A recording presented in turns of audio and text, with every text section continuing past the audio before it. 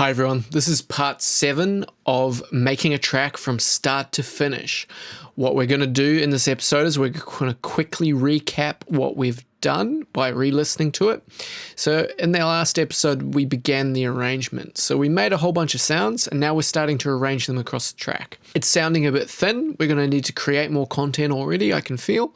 So in this episode we're going to start making some new sounds and I'm just going to show you some cool little tips and tricks for sound design and that sort of thing. So let's play, have a listen, and then get into it.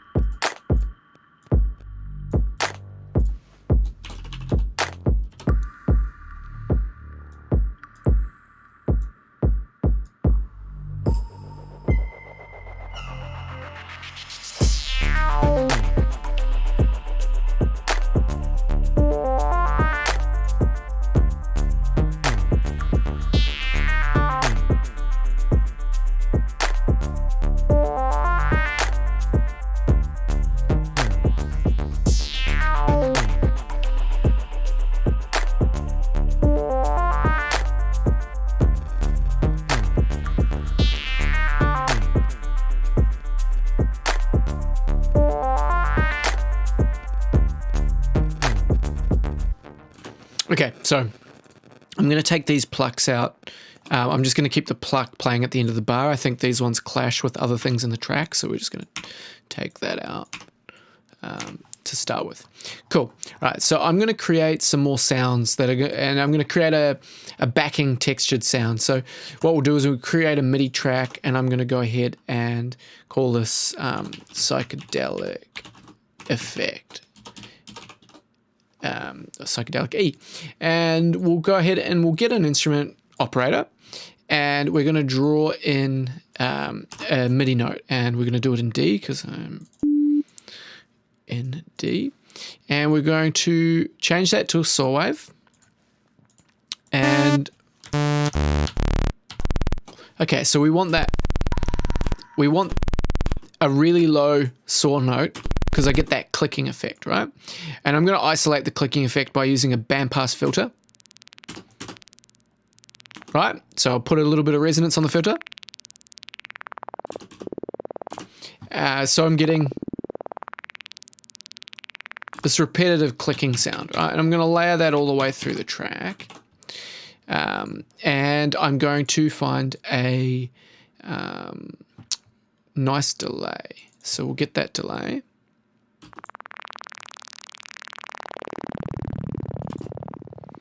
And I want it to ping pong.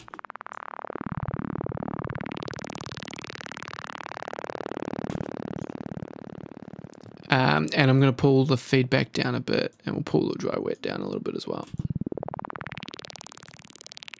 And we'll get an auto pan.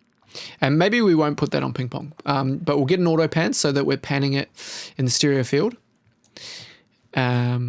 Quite substantially and very slowly, and we're going to automate this filter. So we'll start it off very low and we'll sweep it up to here, and we're going to need to EQ it so that there's not really low frequency content.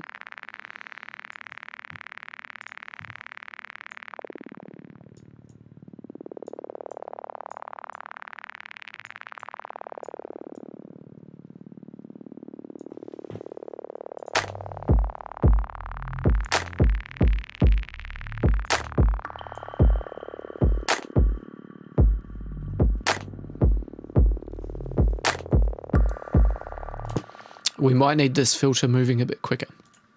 And we could have the LFO actually do it.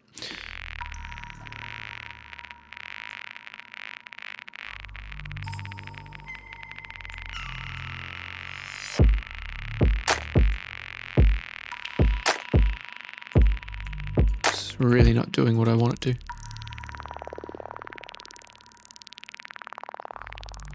I could record it maybe. So we can record our automation. And we'll just need to enable overdub so that we don't erase the MIDI note. And let's record it.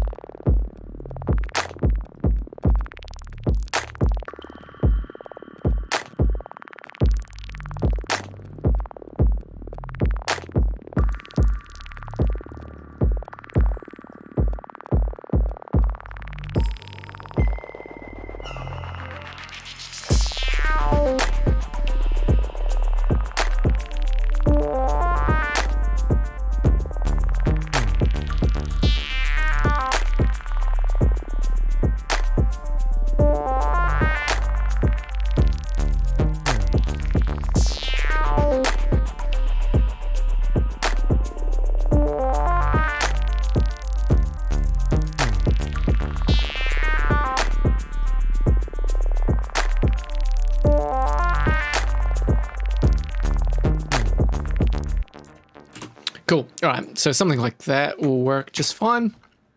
I'm just going to try at a different note. Whether...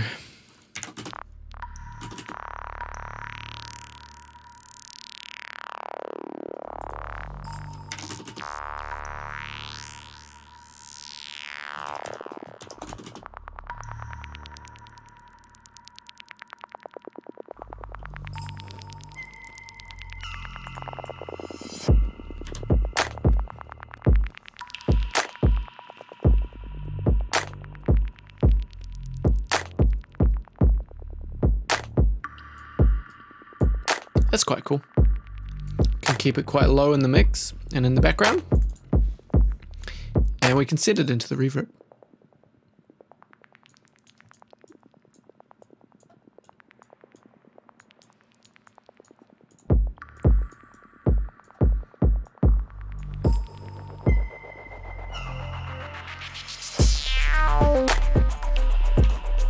We can have two versions of it.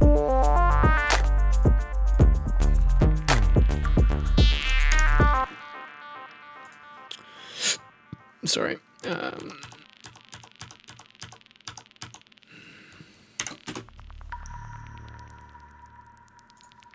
And we can offset the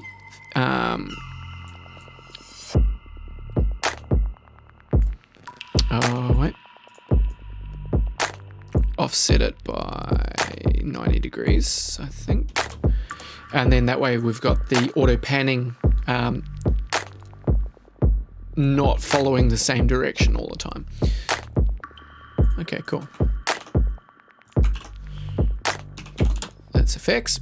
And we're going to create some more effects, right? So we're going to go ahead and we're going to use a drum rack. And we're going to find some samples. So maybe I'll just find samples that are built into Ableton. Okay, those guys. We'll pull them in to a drum rack. Just random samples. Maybe I could take maybe I'll take these as well. Okay, and I'm gonna make a MIDI clip, right? And we'll do the congos first. And I'm gonna select all them, and I'm gonna create a pattern where they're just all playing. I'm gonna get an arpeggiator, and I'm gonna put that on 16th notes, and I'm gonna play that.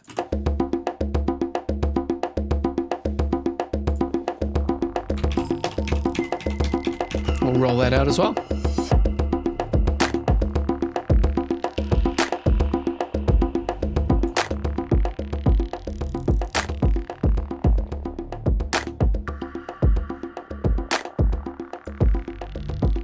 Quite like that as it is, so we'll just keep that. But then on this version, go ahead and do a couple of cool things. Get a delay, sync him to time, pull it down really low to around, let's say 27, put the fact,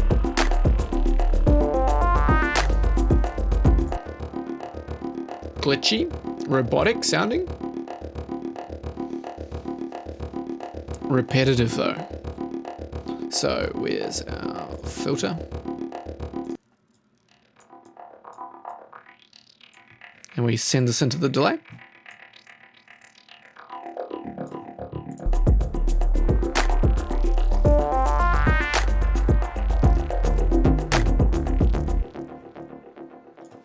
Nice.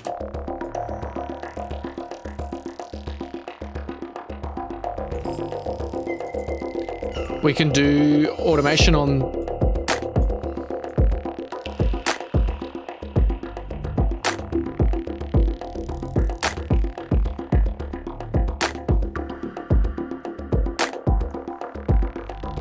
so we could map that to a knob.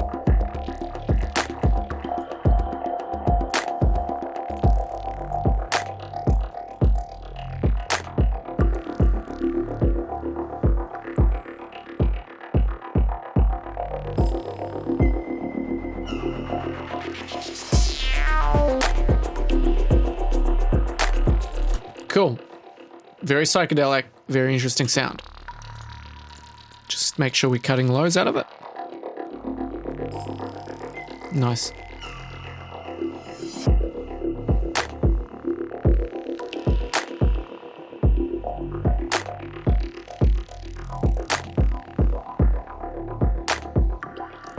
Cool, so we can play with that for days. That's another cool one. So drum effects. This guy's just straight bongo or congo, whatever you want to call it. And then this one will come into the clip, conga. We'll select them all and we're going to unfold it and we're going to put it on the acid samples that we've got in here and see what we can do with those sounds. It's very, very loud. Maybe we need to turn each sample down individually, which is a bit of a pain in the butt.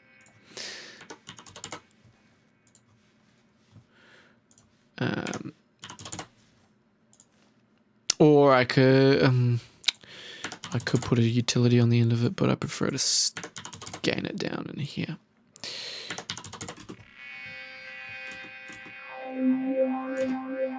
Okay, we turn that off. Just see what's going on.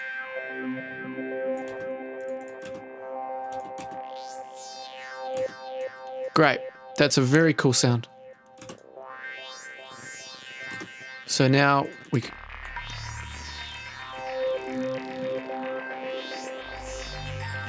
just random samples that I've thrown in here, running it through the same scenario. We could swing it as well if we wanted to.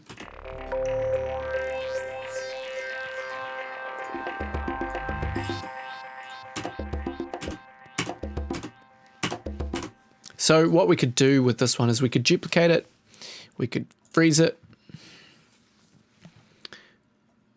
we could flatten it, turn it into audio, we could turn that channel off, and we can take out little parts. I like that. Really like that a lot. So let's go ahead and that's all repeating itself. So we can get rid of all of that. We can put that clip there to use as sample material. And then we can place this on the timeline. We'll send a bit of delay, through a bit of delay. Cool. So we've got that effect. We'll copy that. We'll take that, paste that. Something gives me the feeling that I did not copy that properly. So, copy. Maybe it would be easier if I actually just bring it over here and go, you're there, slice. You're there. Slice. You're there. Slice. You're there. You're there. And maybe here we do something.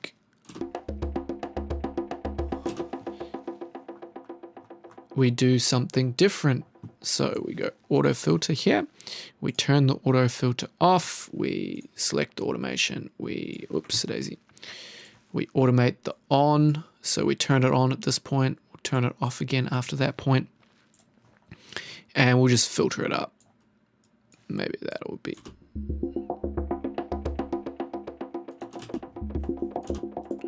And we can use these new features built into Ableton. So we can select that, we can right click, we can do a ramp like that. Beautiful.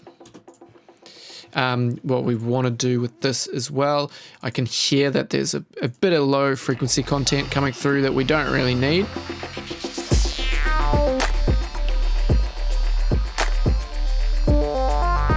I'm going to copy that and place it there.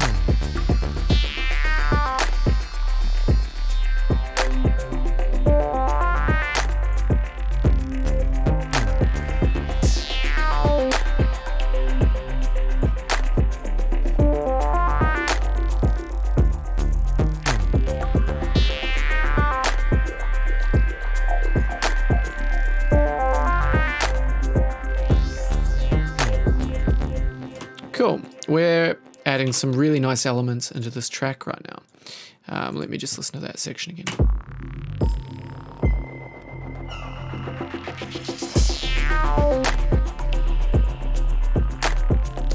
These effects are very nice.